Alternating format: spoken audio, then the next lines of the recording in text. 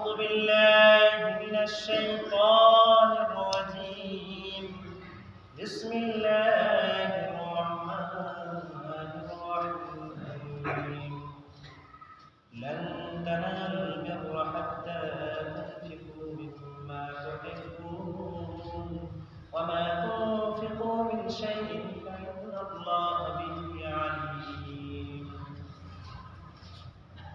وقال النبي الكريم صلى الله عليه وسلم إذا مات الإنسان انقطع عنه عمله إلا من ثلاثة إلى آخر الحديث. উপস্থিত শ্রদ্ধেয় সম্মানীয় অত্র জুমা মসজিদের প্রাণপ্রিয় মুসল্লি ব্যক্তিবর্গ, সর্বাগ্রে সেই মহান আল্লাহ পাক রব্বুল আলামিনের প্রশংসা করি যে মহান আল্লাহ রব্বুল আলামিন আমাদেরকে প্রতি সপ্তাহের ন্যায় আজকেও তার পবিত্র ঘরে একনিষ্ঠ হওয়ার তৌফিক দান করেছেন। তাই তিনার সংক্ষেপে শুকরিয়া জ্ঞাপন করি। আমিও করছি, আপনারাও করুন, সকলেই বলুন আলহামদুলিল্লাহ। অতঃপর রাসূল আশরাফুল আম্বিয়া সাইয়্যিদুল মুরসালিন রাহমাতুল লিল আলামিন নবী আহমদ মুস্তাফা সকলেই বলুন সাল্লাল্লাহু আলাইহি ওয়াসাল্লামের উপর সালাম শান্তির ধারা বর্ষিত হোক। আল্লাহুম্মা সাল্লি আলাইহি আল্লাহুম্মা বারিক আলাইহি। সম্মানিত মসজিদের মুসল্লি ব্যক্তিবর্গ, আমি আপনাদের সম্মুখে আজকে যে বিষয় নিয়ে আলোচনা করব বলে মনে করেছি সেটি হচ্ছে ইসলামে ওয়াকফের শরীয়তি মর্যাদা কি রয়েছে। দেখুন, এই বিষয়টাকে কিছুদিন পূর্বে আলোচনা করা উচিত ছিল,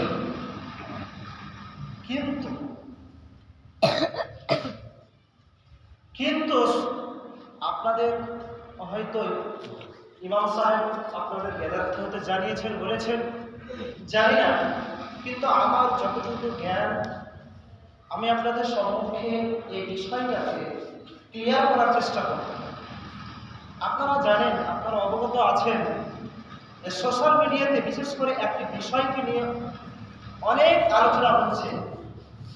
বিভিন্ন জায়গাতে যেখানে সেখানে আন্দোলন হচ্ছে, মিছিল তৈরি করলাম মুসলমানরা এই ওয়াকফ সম্পত্তিকে দিয়ে। ভারতবর্ষের মাটিতে কত ওয়াকফ সম্পত্তি রয়েছে এটা আপনারা জানতে হবে। ইসলাম এই ব্যাপারে কি বলছে, কোরআন এবং সহিহ হাদিসে ওয়াকফের ব্যাপারে কি গুরুত্ব দিয়েছে এবং কি তার মহত্ব রয়েছে, এই সম্পর্কে গুরুত্বপূর্ণ বিষয় আপনাদের সম্মুখে আলোচনা করার চেষ্টা করব ইনশাআল্লাহ আজিজ। প্রত্যেকটা মুসলমানের কাছে বিনীত অনুরোধ থাকবে, আপনারা আমার দিকে ফলো করবেন। মুসলিম সমাজ, আপনারা জানেন যে ভারতবর্ষকে মুসলিমরা শাসন করেছিল প্রায় 1 বছর যাবত। তখনকার যুগে তখনকার লিডাররা, তখনকার শাসকরা ভারতবর্ষের মাটিতে মাদ্রাসা, মসজিদ, মাজার, খানকা এইগুলিকে তৈরি করেছিল, নির্মাণ করেছিল ওয়াকফ সম্পত্তি হিসাবে। এবং কিছু কিছু সম্পত্তি আল্লাহকে সন্তুষ্ট করার জন্য, আল্লাহকে সন্তুষ্ট করার উদ্দেশ্যে তারা তৈরি করেছিল, প্রতিষ্ঠিত করেছিল এই ওয়াকফ সম্পত্তি।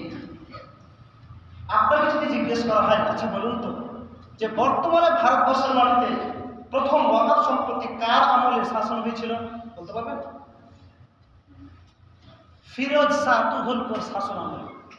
ফিরোজ শাহ, তারপরে শের শাহ সুরি, তারপরে ঔরঙ্গজেব, তারপরে আলমগীর, এইরকম করে করে মুসলমানরা 1000 থেকে 1400 বছর পর্যন্ত শাসন করেছিল এই ভারতবর্ষকে। তখন সেই সমস্ত লিডাররা এই অর্থ দরিদ্র, হতদরিদ্র, অসহায়, ফকির, মিসকিন এই সমস্ত ব্যক্তিবর্গের জন্য কিছু কিছু সম্পত্তি তারা ওয়াকফ করেছিল, যাতে করে এর থেকে সেই সমস্ত ব্যক্তিরাই সুবিধা নিতে পারে যাতে করে এর থেকে সে সমস্ত ব্যক্তিরা উপকৃত হতে পারে। মুসলিম সমাজ, আপনাকে যদি জিজ্ঞেস করা হয় যে ভারতবর্ষের মাটিতে প্রথম ওয়াকফের আইনকে, এই ওয়াকফ সম্পত্তিকে সুরক্ষা করার জন্য কত সালে আইন প্রণয়ন করা হয়েছিল, সালটা বলতে পারবেন? 1923 সালে। মনে রাখেন, 1923 সালে। মুসলিম সমাজ, এই আইনের উদ্দেশ্য ছিল একমাত্র যে এই ওয়াকফ সম্পত্তিকে সঠিকভাবে সুরক্ষা করার জন্য এবং এর অপব্যবহারকে রোধ করার জন্য। কিন্তু দুঃখের বিষয় হচ্ছে এই আইন বিফল হয়ে গিয়েছিল। সম্পূর্ণরূপে এই ওয়াকফ সম্পত্তিকে সুরক্ষা করা হয়নি। মুসলিম সমাজ, এই ওয়াকফের ব্যাপারে আমাদেরকে জানতে হবে পরিপূর্ণভাবে। আজকে আপনাদের জ্ঞানার্থে জানার জন্যই ইনশাআল্লাহ আজকে উঠেছি। মুসলিম সমাজ, সর্বপ্রথম আমাদেরকে জানতে হবে যে ওয়াকফ সম্পত্তি, ওয়াকফের আবিধানিক অর্থ কি। দেখুন, ওয়াকফের আবিধানিক অর্থ হচ্ছে রাখা অথবা আটকানো। পারিভাষিক অর্থ কি? পারিভাষিক অর্থ হচ্ছে একজন ব্যক্তি তার সম্পত্তি নিজের মালিকানা থেকে বের করে দিয়ে আল্লাহর জন্য উৎসর্গ করে দেওয়া, একে বলা হয় ওয়াকফ। এবার দেখেন, দান এবং ওয়াকফের মধ্যে কিন্তু পার্থক্য আছে। কথা বলতে পারছেন?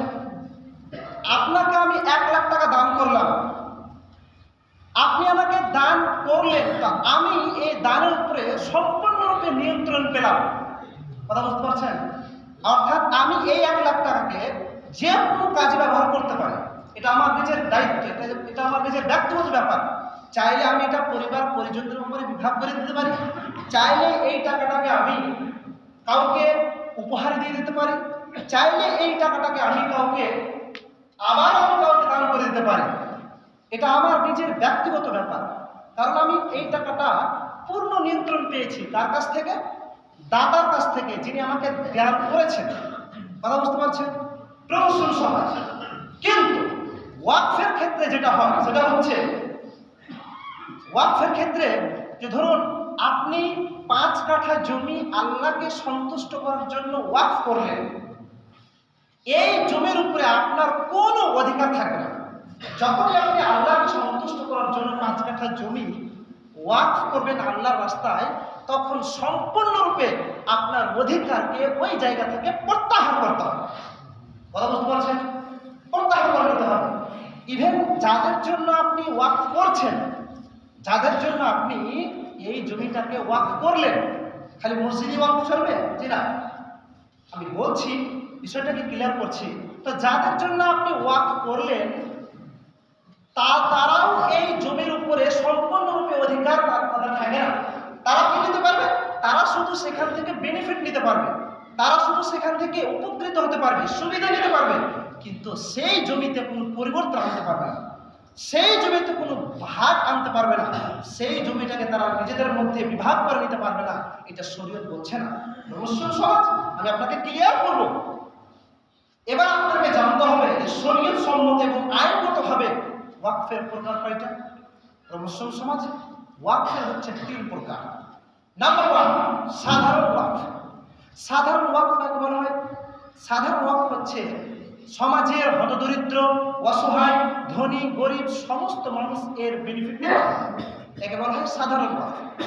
2, বিশেষ ওয়াকফ। বিশেষ ওয়াকফ কাকে বলা হয়? ধরুন আমি 5 কাঠা জমি আল্লাহর রাস্তায় ওয়াকফ করছি, আমি বলে দিলাম যে শুধুমাত্র মাটিয়ারি গ্রামের লোকেরাই খাবে, বোবাইয়া গ্রামের খাবে না। একে বলা হয় বিশেষ ওয়াকফ। নির্দিষ্ট করে দেয় ওয়াকফকারী, যিনি ওয়াকফ করছেন, এই কি বলছেন, নির্দিষ্ট করে দিচ্ছেন যে শুধুমাত্র মাটিয়ারি গ্রামের লোকেরাই এর বেনিফিট পাবে, একে বলা হয় বিশেষ ওয়াকফ। নাম্বার 3, যৌথ ওয়াকফ, অর্থাৎ সাধারণ ব্যক্তিরা উপকৃত নিতে পারবে সেখান থেকে, এবং ওয়াকফকারী নির্দিষ্ট ব্যক্তিরাও, তার পরিবার পরিজন হতে পারে, এই সমস্ত ব্যক্তিরাও তার কাছ থেকে, ওই জমি থেকে উপকৃত হতে পারে, একে বলা হয় যৌথ ওয়াকফ। মুসলিম সমাজ, এবার আমাদেরকে জানতে হবে যে আমি 5 কাঠা জমি আল্লাহর রাস্তায় ওয়াকফ করব, আল্লাহর রাস্তায় দান করব। কথা বুঝতে পারছেন? তো দানের ক্ষেত্রে কোনো শর্ত নেই, কিন্তু ওয়াকফ যখন আপনি করতে যাবেন তখন আপনাকে শর্ত মানতে হবে। ইসলামে খুব সতর্ক দিয়েছেন। কয়টা শর্ত মানতে হবে? 6টা। কয়টা? 6টা। যদি কোনো ব্যক্তি মসজিদের নামে 5 কাঠা জমি আল্লাহর জন্য উৎসর্গ করে দেয়, অথবা কোনো সামাজিকভাবে কোনো শিক্ষা প্রতিষ্ঠান হবে সেখানে এই জন্য কোনো ওয়াক করে, অর্থাৎ যে কোনো জায়গাতে যদি কোনো ব্যক্তি ওয়াক করে থাকে, তাহলে ইসলাম বলছে তাকে 6টা শর্ত মানতে হবে। 1, যিনি ওয়াক করছেন, যিনি আল্লাহর রাস্তায় দান করছেন 5 কাঠা জমি, তাকে সম্পূর্ণরূপে সুস্থ মস্তিষ্কের অধিকারী হতে হবে। 1, আপনি জানেন একটা যদি পাগল বলে দেয় ঠিক আছে আমি 5 কাঠা জমি মসজিদের নামে করে দিলাম, হবে? আল্লাহ রাসূল সাল্লাল্লাহু আলাইহি ওয়াসাল্লাম পরিষ্কার হাদিসে বলেছেন যে রফিআল কালাম মান সালাস, যে 3 প্রকার ব্যক্তির উপর থেকে আল্লাহ রাব্বুল আলামিন কলমকে উঠিয়ে নিয়েছেন। তার মধ্যে এক প্রকার ব্যক্তি হচ্ছে যে পাগল। তাহলে পাগলের কোনো ওয়াক চলবে না। তাহলে যিনি ওয়াক করছেন তাকে সম্পূর্ণরূপে ব্রেন তার ঠিক থাকতে হবে। তার যদি ব্রেন কাটা থাকে, ব্রেনটাও থাকে, মাথা ছিপ, ওর কোনো ওয়াক হবে? জি না। তাকে সুস্থ মস্তিষ্কের অধিকার হতে হবে। নাম্বার 2 নম্বর শর্ত হলো প্রাপ্তবয়স্ক হতে হবে। 10 বছর বাচ্চা ওয়াক করলেও গ্রহণ করা হবে না। ইসলাম বলছে প্রাপ্তবয়স্ক হতে হবে 20 বছর থেকে নিয়ে 30, 35, 40 বছর পর্যন্ত, 18 বছর থেকে নিয়ে প্রাপ্তবয়স্ক হতে হবে। নাম্বার 3, যিনি ওয়াক করছেন তার নিজের নামে জমি থাকতে হবে। বাবার নামে জমি আছে, ঠিক আছে, আমি আব্বার নামে জমি আছে, আমি ওই 5 কাঠা জমি আব্বার থেকে করে দিলাম। বাবার নামে আছে ঠিক, কিন্তু ওয়াক হবে না। আপনি যে করছেন তা যদি আপনার বাবা করতো তাহলে হতো। তাহলে ওয়াক করতে গেলে, মসজিদে মাদ্রাসাতে জমি দিতে গেলে নিজের নামে থাকতে হবে। 3 নম্বর শর্ত। 4 নম্বর শর্ত হচ্ছে আপনাকে রেজিস্ট্রি করে দিতে হবে জমি। কথা বুঝতে পারছেন? রেজিস্ট্রি করতে হবে। কেন রেজিস্ট্রি করবেন? এখন আপনি দিয়ে দিলেন 5 কাঠা জমি, আপনি দিলেন, ঠিক আছে, আপনি তো বলবেন না যে ঠিক আছে এই জমিটা তো আমি দিয়েছি, আমি কেন পাবো? কিন্তু যখন আপনি মারা যাবেন তখন আপনার সন্তান সন্ততি এসে বলবে এই জমি তো কোনো রেজিস্ট্রি নেই, এই জমি তো কোনো রেজিস্ট্রি নেই। অতএব এই বিনা কারণে মসজিদ তৈরি করা, যত মসজিদকে ভাঙা হবে। এই জন্য শর্ত হচ্ছে ওয়াক করার 4 নম্বর শর্ত হচ্ছে যে রেজিস্ট্রি দিতে হবে। রেজিস্ট্রি। নাম্বার 5, যখনই আপনি কোনো আল্লাহকে সন্তুষ্ট করার উদ্দেশ্যে 5 কাঠা জমি, 10 কাঠা জমি হোক ওয়াক করতে যাবেন, তখন আপনাকে প্রাচীর দিয়ে সেটাকে ঘেরে দিতে হবে। পুলিশে আমি তো রেজিস্ট্রি করে দিয়েছি, তো কি দরকার? দেখেন আপনি কার জন্য করছেন? আপনি হতদরিদ্রের জন্য করছেন। ধরুন আমার 5 বিঘে একটা প্লট আছে, তা আমি যদি 5 কাঠা জমি, আমার সব ঠিক আছে, প্রাপ্তবয়স্ক আছি, মাশাআল্লাহ, ব্রেন ঠিক আছে, তারপরে আমি রেজিস্ট্রি করে দিয়েছি, কিন্তু মানুষ জানে না যে এই জায়গাটা ওয়াকফ আছে কিনা। অতএব আমি যখন প্রাচীর দিয়ে ঘিরে দিব তখন বুঝতে পারবে যে এই জমিটা আসলে ওয়াকফ, আল্লাহর রাস্তায় উৎসর্গ করা আছে। অতএব সেখানে ফল ফসল লাগিয়ে দিয়ে সেখান থেকে বেনিফিট উপকৃত হতে পারবে কারা? হতদরিদ্র ব্যক্তিরা, অসহায়, মুজাহিদ, কৃতদাস। কারা কারা পাবে পরে বলছি, বুখারী মুসলিমের হাদিস আছে। প্রমোশন সমাজ। এই 5 নম্বর শর্ত। নাম্বার 6 নম্বর শর্ত হচ্ছে যে যখনই আপনি কোনো সম্পদকে আল্লাহর রাস্তায় ওয়াকফ করতে যাবেন তখন আপনাকে অবশ্যই সদস্য কমিটি গঠন করতে হবে। কমিটি বর্তমানে ভারতবর্ষের মাটিতে ওয়াকফ সম্পত্তিকে সুরক্ষা প্রদান করার জন্য প্রতি কয়েক একর জমিতে 9 জন করে সদস্য তৈরি করা হয়েছে। আর এই যে বর্তমানে প্রাইম মিনিস্টার নরেন্দ্র মোদী 40টা বিল পাস করেছে, তার মধ্যে এটাও একটা আইন যে 9 জন সদস্যের মধ্যে 2 জন অমুসলিমকে সেখানে আধিপত্য যেন বিরাজমান করে দেয়। 9 জনের মধ্যে, প্রতি 9 জনের মধ্যে 2 জন ব্যক্তি যেন থাকে মুসলিমদের ওয়াকফ সম্পত্তিতে। আর এই আইন সে পাস করে দিয়েছে, সুপ্রিম কোর্ট রায় দিয়ে দিয়েছে। দুঃখের বিষয় আমাদের কাছ থেকে এই সম্পত্তি হাতছাড়া হয়ে গেছে। কত আমরা মিছিল করলাম, কত আমরা আন্দোলন করলাম, এটাকে ঠেকাতে পেরেছি? আজকে এসআইআর নিয়ে কত রকমের বিভ্রান্ত চলছে। প্রমোশন সমাজ আমাদেরকে হ্যারাসমেন্ট করার জন্য কত ষড়যন্ত্র চলছে, আপনি পেয়েছে? বিভিন্ন রকমের ষড়যন্ত্র এসেছে, কি আরো আসবে, আপনি বাড়িতে বসে ঢুকাতে পারবেন না। দেখেন আমরা মুসলমানদের কি অবস্থা হচ্ছে, কিছুদিন পরে দেখবেন কত সমস্যা দাঁড়িয়েছে। আজকে মুসলমান যেখানে সেখানে লাঞ্ছিত, হয়রান হয়ে যাচ্ছে, হিয়ারিংয়ে ডাকতে হচ্ছে যেখানে সেখানে। আজকে এখন আন্দোলন শুরু হয়ে গেছে প্রমোশন সমাজ। তো ওয়াকফ যখন আপনি করতে যাবেন তখন আপনাকে 6টা শর্ত অবশ্যই মানতে হবে। প্রমোশন সমাজ সময় খুব সৌজন্য। এবার দেখি যে হাদিসে কি বলছে। এবার হাদিস জানতে হবে। দেখুন, ওয়াকফ কথাটা সরাসরি কোরআনে আসেনি এবং ওয়াকফ কথাটা সরাসরি হাদিসও আসে। তাহলে দেখতে পাবো যে সাহাবীদের যুগ থেকে রাসূল সাল্লাল্লাহু আলাইহি ওয়াসাল্লামের যুগে কিছু দানের ঘটনা ঘটেছিল, যেগুলো থেকে আমরা ওয়াকফের কিছু ধারণা পেয়ে যাচ্ছি, ওয়াকফের কিছু নিয়ম কানুন প্রমাণ পেয়ে যাচ্ছি। কি সমস্ত হাদিসগুলো দেখেন। প্রথম নম্বর হাদিস, গাজওয়ায়ে উহুদ। ভালো করে শুনবেন, গাজওয়ায়ে উহুদ। গাজওয়ায়ে উহুদ কত হিজরিতে সংগঠিত হয়েছিল? 3 হিজরিতে। গাজওয়ায়ে উহুদের সময় একজন ইহুদি ব্যক্তি, যার নাম ছিল মুসআব। কি নাম ছিল? মুসআব। তিনি বিশাল জমিদার ছিলেন, তার বড় বড় 7টা বাগান ছিল। তো তিনি তার ভাগ্যক্রমে রাসূল সাল্লাল্লাহু আলাইহি ওয়াসাল্লামের কাছে এসে বললেন, হে আল্লাহ পাকের রাসূল, আমি ইসলাম কবুল করতে চাই। সেই লোকটা ইসলাম কবুল করলেন। প্রমোশন সমাজ ইসলাম কবুল করার পরে গাজওয়ায়ে উহুদে যাওয়ার জন্য তিনি প্রস্তুত। এমন তো অবস্থায় রাসূল সাল্লাল্লাহু আলাইহি ওয়াসাল্লামের কাছে এসে বললেন, হে আল্লাহ পাকের রাসূল, আমি তো গাজওয়ায়ে উহুদে যাচ্ছি, অতএব এই যে বড় বড় 7টি বাগান আছে, যদি আমি গাজওয়ায়ে উহুদে গিয়ে শহীদ হয়ে যাই, তাহলে আপনার এই 7টা বাগান আপনার জিম্মেদারিতে থাকবে।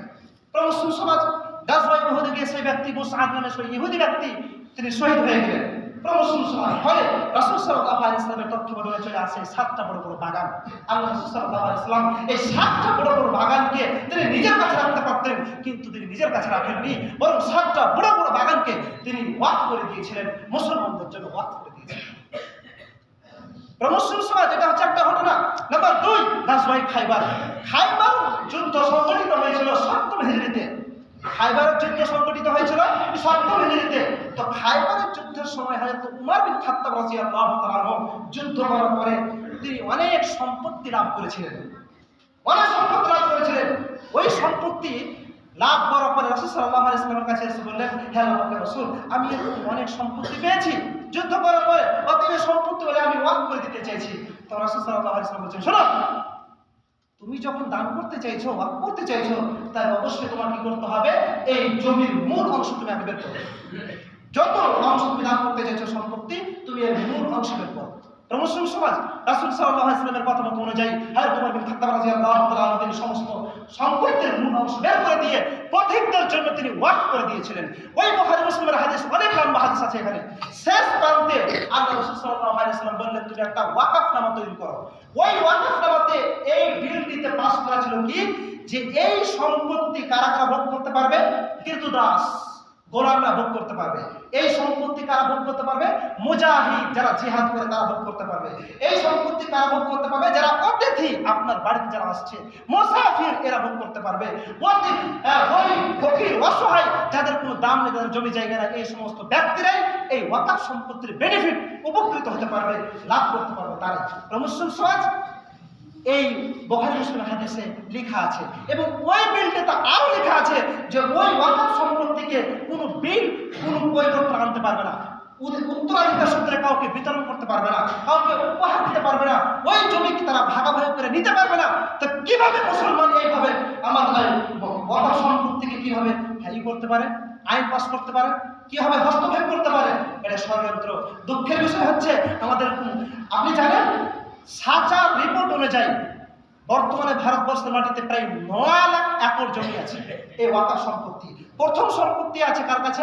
সেনাবাহিনীর কাছে, দ্বিতীয় আছে রেল ডিপার্টমেন্টের কাছে, আর তৃতীয় নম্বর আছে ওয়াকফ সম্পত্তি, যা মুসলমানরা রেখে দিয়েছে আমাদের জন্য।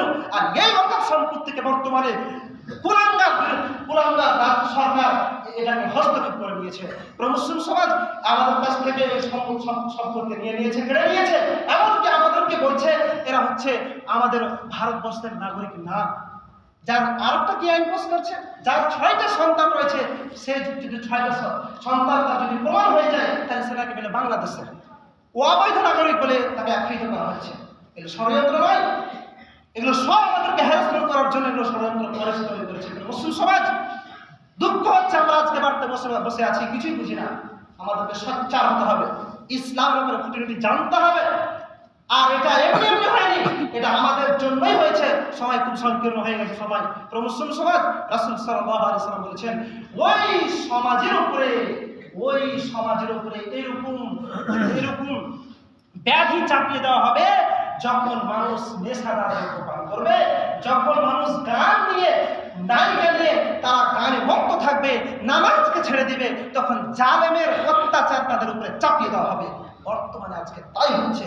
হাদিস মিলিয়ে যাচ্ছে পুরো মুসলিম সমাজ, বুখারী মুসলিমের হাদিস। আমি আপনাকে অনেক বলতে পারবো ইনশাআল্লাহ সম্পর্কে, অনেক ইতিহাস আছে, অনেক হাদিস আছে। হযরত উসমান ইবনে আফফান রাদিয়াল্লাহু তাআলা আনহু রুমা নামক মূর্তি এক ইহুদির কাছ থেকে ক্রয় করে মুসলমানদের জন্য তিনি এই করে দিয়েছিলেন, ক্রয় করেছিলেন। মুসলিম সমাজ আবু তালহার ব্যাপারে এসেছে। আবু তালহা রাদিয়াল্লাহু তাআলা আনহু তিনি অনেক বড় মাপের বিশাল জমিদার ছিলেন। তিনি তার অনেক জমি ছিল, কিন্তু মসজিদে নববীর সামনে একটা জমি ছিল, যেই জমিটার নাম ছিল বিরাহ নামক জমি। রাসূল সাল্লাল্লাহু আলাইহি ওয়াসাল্লাম মসজিদে নববী থেকে নামাজ পড়ার পরে ওই কূপটিতে পানি পান করার জন্য বসে থাকতেন।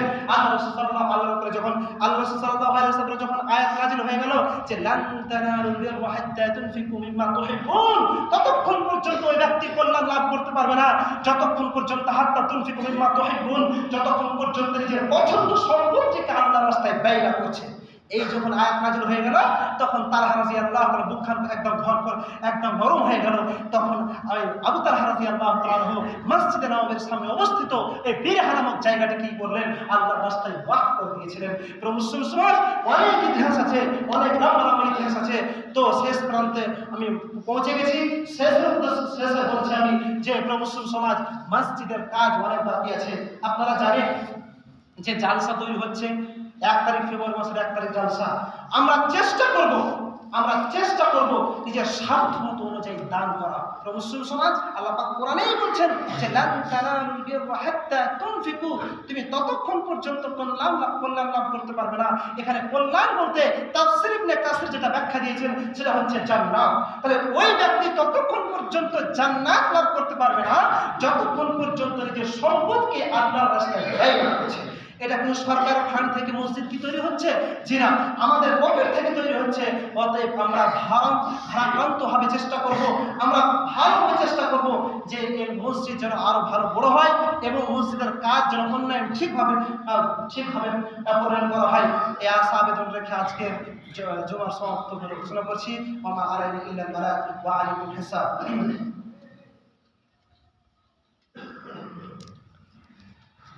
الحمد لله وكفى والصلاة على عباده الذين اصطفى. أما بعد، أعوذ بالله من الشيطان الرجيم. بسم الله الرحمن الرحيم. قل هو الله أحد الله الصمد لم يلد ولم يولد ولم يكن له كفوا أحد. اللهم صل على محمد وعلى آل محمد كما صليت على إبراهيم وعلى آل إبراهيم